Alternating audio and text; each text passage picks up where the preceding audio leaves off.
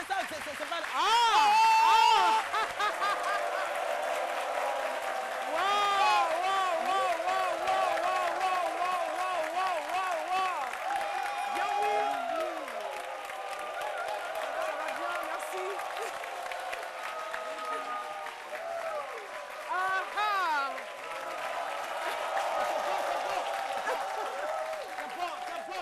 Quelle surprise!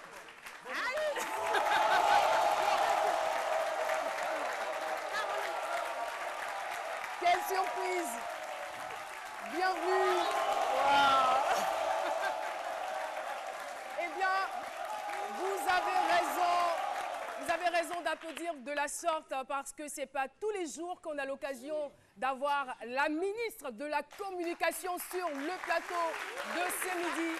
C'est une grande surprise, on est très heureux, mais en même temps, Madame la ministre, nous sommes forcés de vous poser la question de savoir qu'est-ce qui nous vaut l'honneur, que nous vaut l'honneur de votre présence sur ce plateau. Alors d'abord, bonjour Caroline. Bonjour et bienvenue. Bonjour à vos invités et bonjour au public.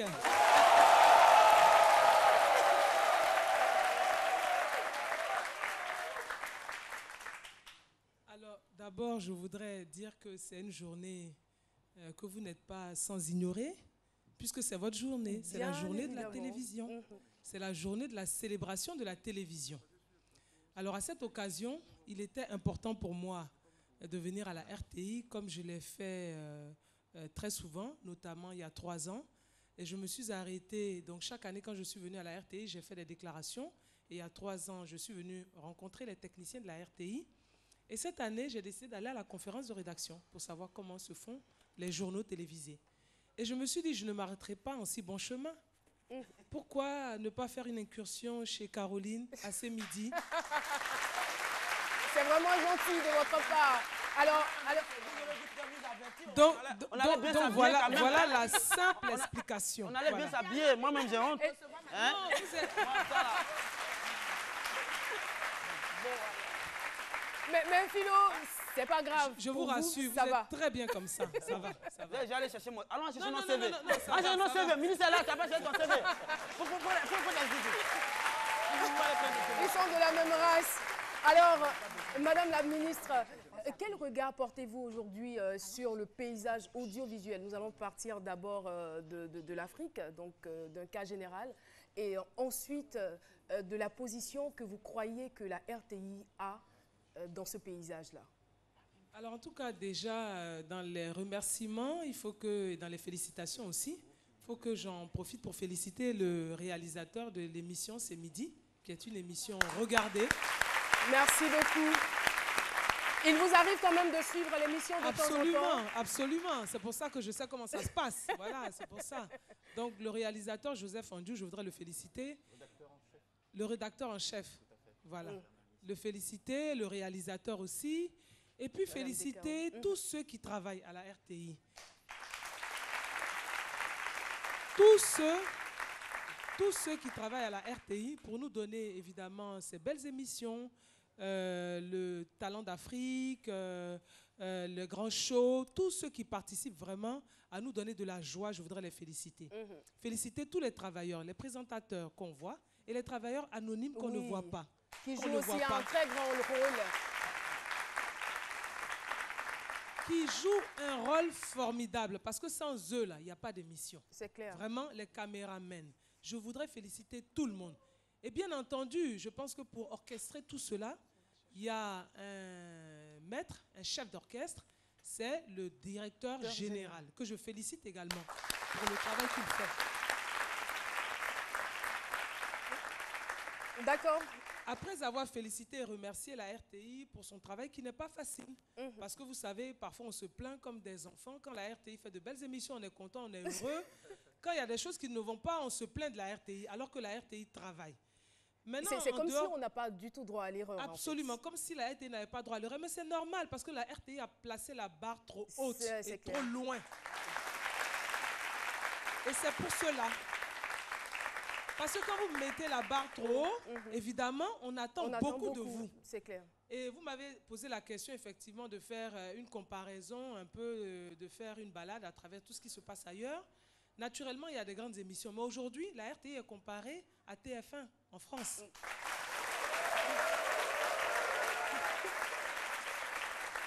La RTI est comparée à France 24 en France. Et ici, dans la sous-région, et ça, je crois que pour ceux qui ne le savent pas, je vais vous apprendre quelque chose. En matière de JT, la RTI est numéro 1.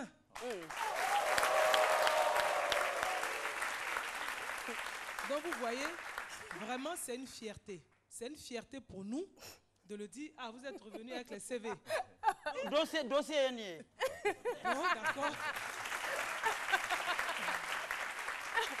Alors, Philo, où est-ce que vous voudriez travailler? Bon, c'est une occasion cette opportunité, on ne l'a jamais.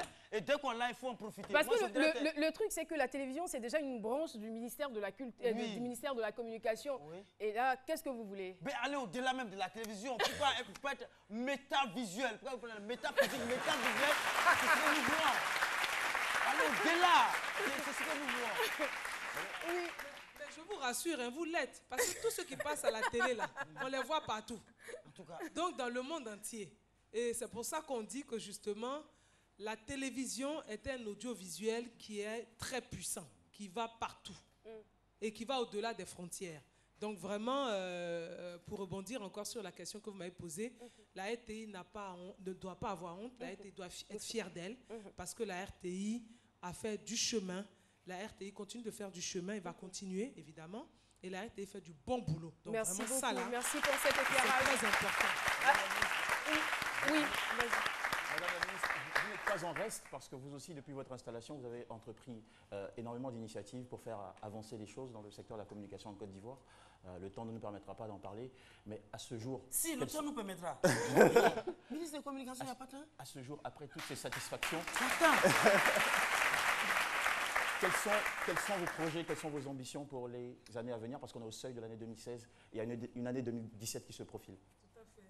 En tout cas, je suis contente de votre question qui me permet de faire un peu une rétrospective et de dire que c'est un travail d'équipe. Je n'ai pas réussi tout seul. Si en tout cas vous l'estimez ainsi, je n'ai pas réussi toute seule.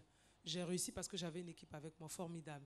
Mes collaborateurs au cabinet, que ce soit mon directeur de cabinet, le chef de cabinet, le directeur de cabinet adjoint, tous mes collaborateurs, les conseillers en communication, et puis les structures qui, chacun à leur niveau, ont fait le travail, qui ont fait un bon diagnostic.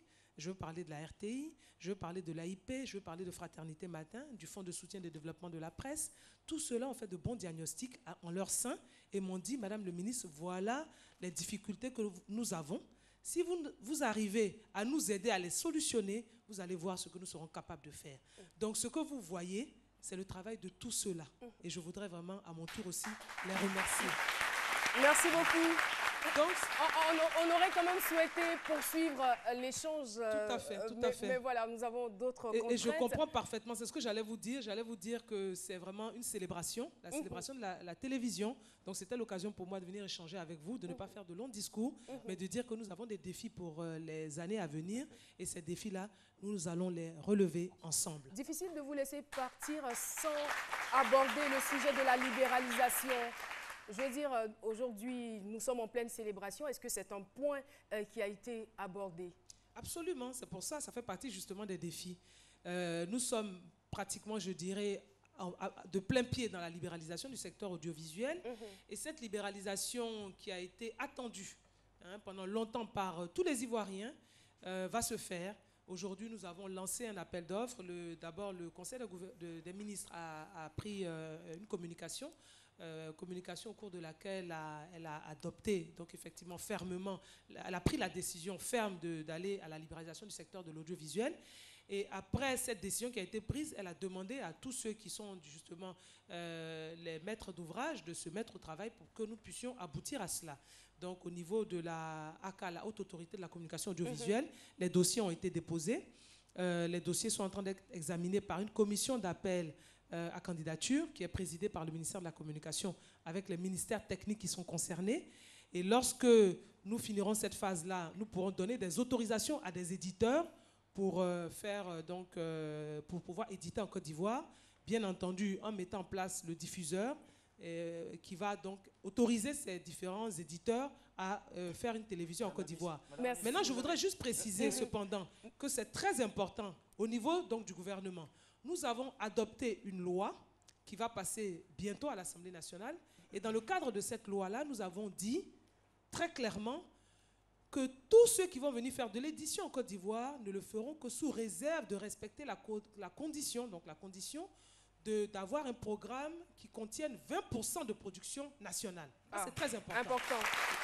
Merci beaucoup. Ça, c'est très, très important. C'est le message que je voulais faire passer. Merci infiniment, Madame Afoussiata Bombalani, maître Afoussiata Bombalani, la ministre de la Communication, porte-parole du gouvernement, chevalier de l'Ordre national de Côte d'Ivoire. On est très contents, on a été très, très heureux de vous avoir sur ce plateau. À ne surtout pas oublier. Et voilà, bonne nouvelle pour Prissy et Philo.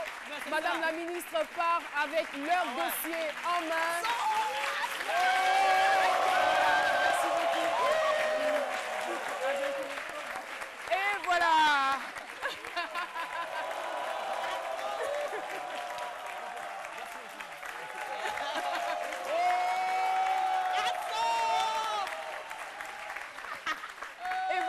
Et voilà, nous allons tout de suite partir pour